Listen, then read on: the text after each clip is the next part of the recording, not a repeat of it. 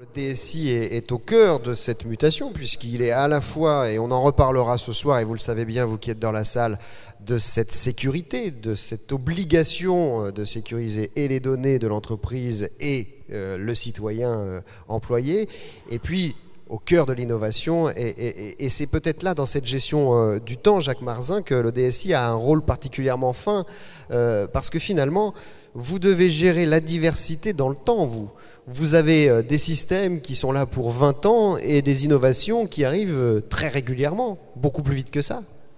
Oui, la demi-vie de l'application dans les services publics, pour les grandes applications, c'est 15 ans, la demi-vie. Oui. Mais je pense que je ne suis pas le seul dans cette salle. Tous ceux qui travaillent dans la banque, l'assurance, ont l'habitude de cycles longs de production. Bref, c'est le cas de toutes les entreprises installées et des organisations installées. L'État en est une. Donc la difficulté qu'on a, c'est d'arriver à intégrer à la fois l'innovation disruptive et à protéger la dette technique de l'ensemble de l'édifice. Et la cassure n'est pas possible à partir du moment où on n'a pas un business model qui est très porteur. Si j'ai l'habitude de dire, si j'ai une croissance à 2 chiffres, je peux sans doute me permettre de reconstruire le neuf à côté de l'ancien. Si je n'ai pas une croissance à 2 chiffres, c'est un cul-de-sac absolument foudroyant. Et évidemment, du côté de l'État et des services publics, on a de toute évidence pas de croissance à 2 chiffres. Ce n'est pas que les DSI y seraient opposés, mais le citoyen, qu'il s'agisse d'un particulier ou d'une entreprise, veille à ce que nous n'ayons pas cette croissance à 2 chiffres. Oui, c'est pas trop dans l'air du temps, effectivement, en ce moment. Mais alors justement, comment est-ce qu'on fait pour gérer le cycle court? Lorsqu'on est à la tête de l'État, il y a des politiques qui gèrent un timing serré, leur temps politique, et puis il y a la réalité du terrain, des machines à faire tourner. C'est tout l'intérêt de l'administration, de garantir la continuité de l'État, quoi qu'il arrive, sur des cycles de fabrication qui sont les nôtres, qui sont forcément assez longs. C'est une difficulté majeure qu'on a par rapport à un certain nombre de collègues qui sont dans le secteur privé, c'est que les états-majors ont des temps de rotation qui sont extrêmement courts.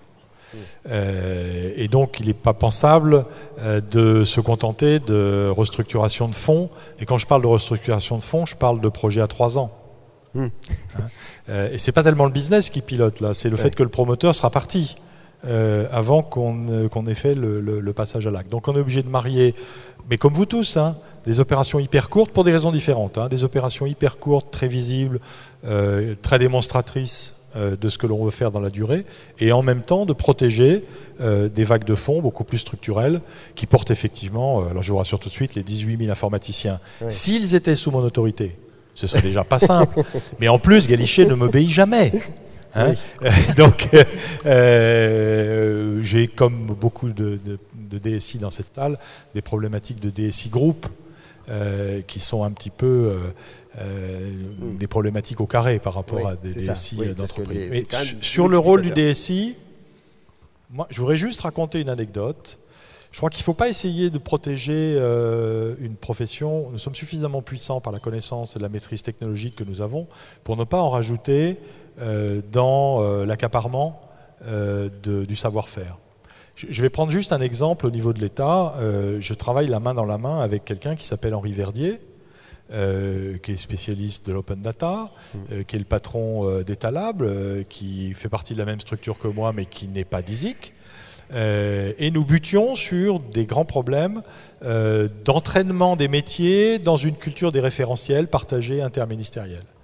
Et j'ai proposé moi-même que l'on crée une fonction d'administrateur général des données qui n'est pas gérée par la DISIC, alors qu'elle avait la mission de garantir l'évolution intelligente du patrimoine informationnel de l'État, parce que j'ai considéré que c'était politiquement beaucoup mieux porté par Henri Verdier, avec l'aiguillon du big data, de l'open data et de l'open government partnership de niveau international, que d'être porté par des techniciens. Et donc de temps en temps, il faut qu'on sache nouer des alliances avec des gens qui sont temporairement ou définitivement des leviers de progrès beaucoup plus forts, qui entraînent les métiers de l'organisation et savoir nous mettre à leur service pour être sûr que nous ne nous trompons pas de priorité dans notre travail de culture technique, d'excellence industrielle et de sécurisation des projets de fonds que nous avons à conduire. Alors, donc DSI, rôle rôle important sans doute,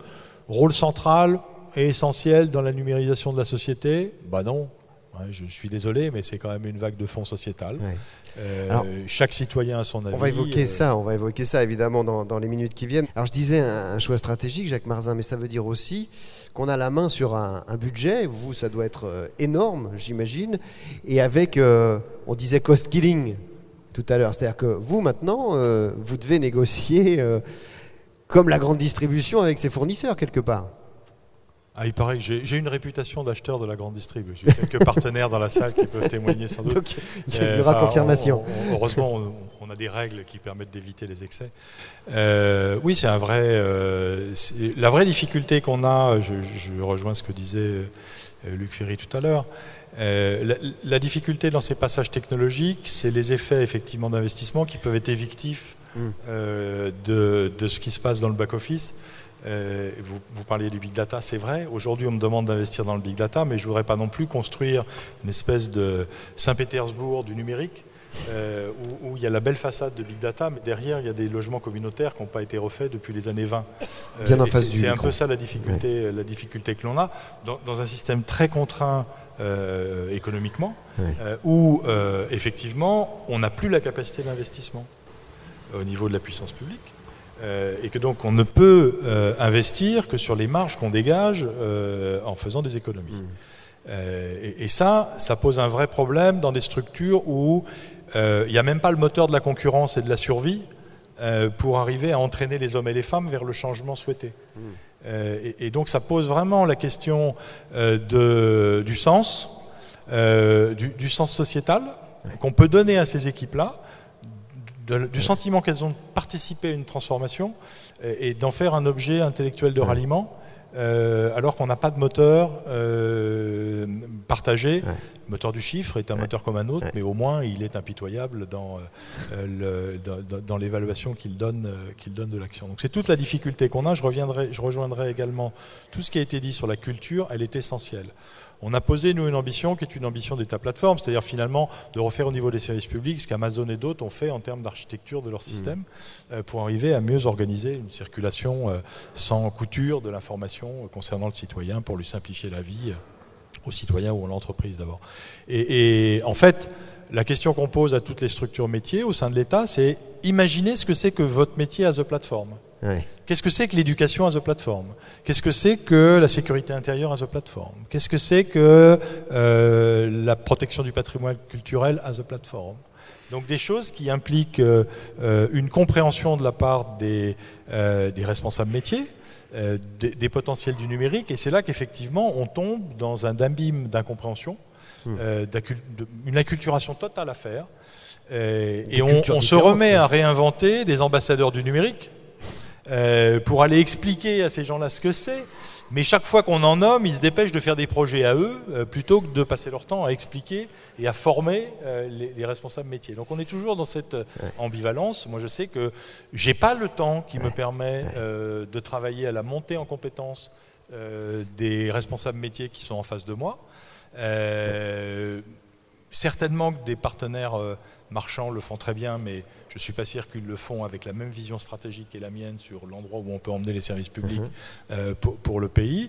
Et de temps en temps, je me dis peut-être que ma valeur ajoutée serait de basculer à temps plein dans une ambassade du numérique, mais à ce moment-là, je vais me retrouver en concurrence directe avec celui qui m'aura remplacé à la tête de la DISIC, dans l'influence que je vais avoir sur l'orientation des choses. Donc ces transformations culturelles qui sont des phénomènes générationnels, si on veut les accélérer, sont extrêmement compliquées à organiser.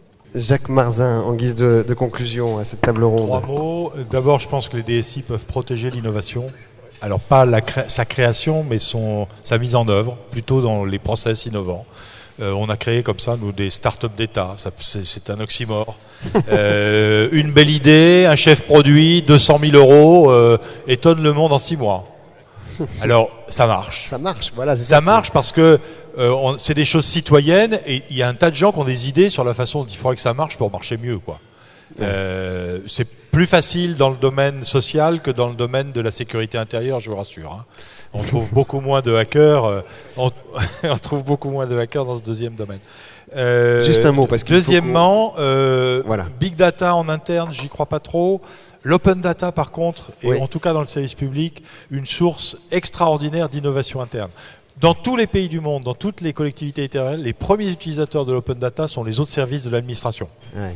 C'est pas le citoyen. Et ça donne beaucoup d'idées sur la façon de rénover le service rendu. Et donc j'y crois beaucoup. Et là où on peut, par contre, sans doute accélérer beaucoup les choses, c'est dans la mise en œuvre de tous les mécanismes de co-construction. C'est-à-dire s'ouvrir sur la co-construction interne, s'ouvrir pour ce qui concerne les services publics au monde externe, faire venir des gens pour essayer de désanonymiser des choses qui ont été anonymisées pour qu'on arrête de se dire on ne peut pas mettre les données de santé en open data parce qu'on pourrait peut-être désanonymiser une hospitalisation ou un dossier patient, sont des choses qui vont prendre du temps et pour lesquelles il faut absolument associer tous ceux qui sont prêts à apporter leur savoir-faire mathématique, social pour démontrer la réalité du risque s'il existe.